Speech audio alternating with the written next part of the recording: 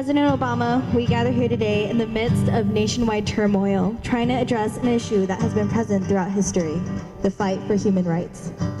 We are here on behalf of innocent North Koreans who are suffering daily in inhumane conditions.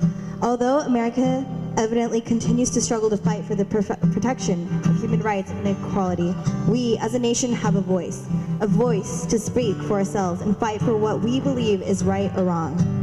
From the Civil War to the Civil Rights Movement to the horrific deaths of innocent African Americans stirring the nation today, America has been in a battle for centuries for equality and protection of human rights.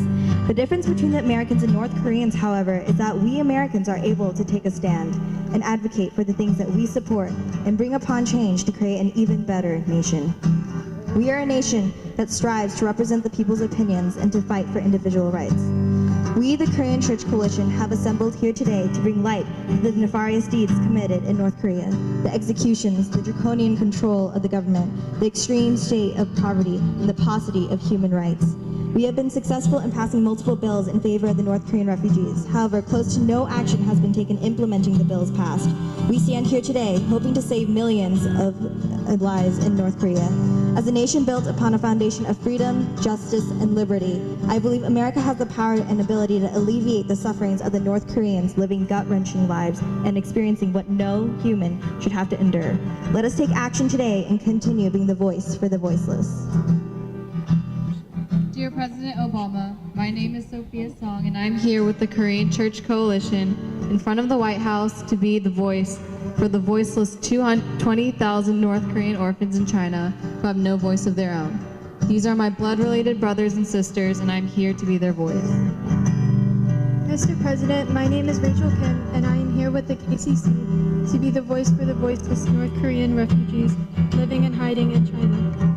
Many work for food and shelter, and if caught, they are forcibly repatriated back into North Korea, where they are imprisoned or even killed. These are my blood-related brothers and sisters, and I am here to be their voice.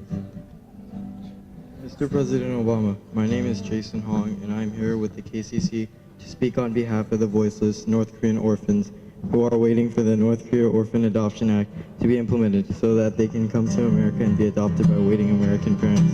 These are my blood-related brothers and sisters, and I ask you to be their voice too by making that day become a reality very soon. Dear Mr. President, my name is Connor Lee and I am 11 years old. I am standing here today in front of the White House with my friend Ji Seong-ho, whose grandmother died of starvation when he was my age. These are my blood-related brothers and sisters, and I am here to be their voice. Dear Mr. President, my name is Eunice Park and I am 14 years old. I am here with the KCC in front of the White House to speak on behalf of Mr. Chi Sung-ho's many classmates in North Korea who died from starvation when they were my age. The children suffer the most in North Korea, and I am here to be their voice. Dear Mr. President, my name is Daniel Park and I am 14 years old.